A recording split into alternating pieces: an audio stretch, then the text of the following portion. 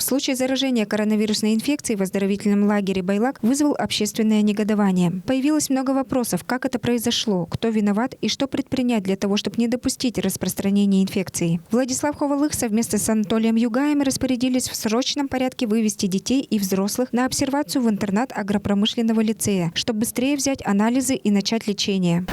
И пока ситуация стабильная, то есть ухудшения мы не наблюдаем, каких-то дополнительных лекарственных препаратов не требуется.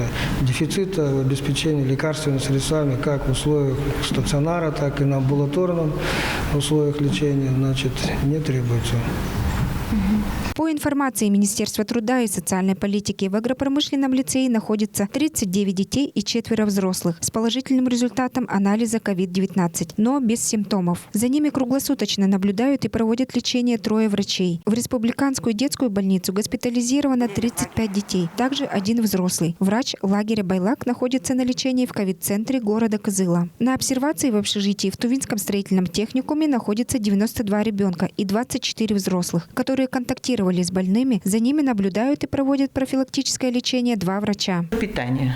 Со дня пребывания, въезда детей по зданиям, они обеспечены 5-разовым питанием.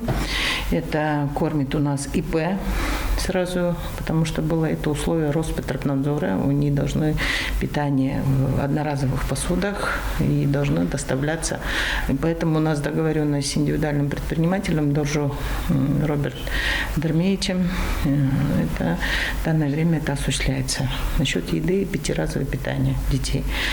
Эпидрасследования пока продолжаются, но, как сообщили в Министерстве труда и социальной политики, инфекция не могла попасть в лагерь через контакт родителей или посторонних. Тут надо смотреть на добросовестность медицинских справок, с которыми приехали дети в лагерь, и на добросовестное отношение родителей, которые сообщают врачу, был или не был контакт с зараженным. Сотрудники лагеря анализ ПЦР сдают за 2 дня до въезда на территорию лагеря. Как сообщила Чечена Дудуб, в отношении сотрудников это очень строго. Будет ли открыт 2-й сезон оздоровительного лагеря «Байлак», пока неизвестно. В данное время сейчас в «Байлаке» будет определенная работа дезинфекции и дезокамеры, то есть камерная обработка всех матрасов, одеял, подушек полностью. Там будет идти очень серьезная такая дезинфицирующая работа. Вот.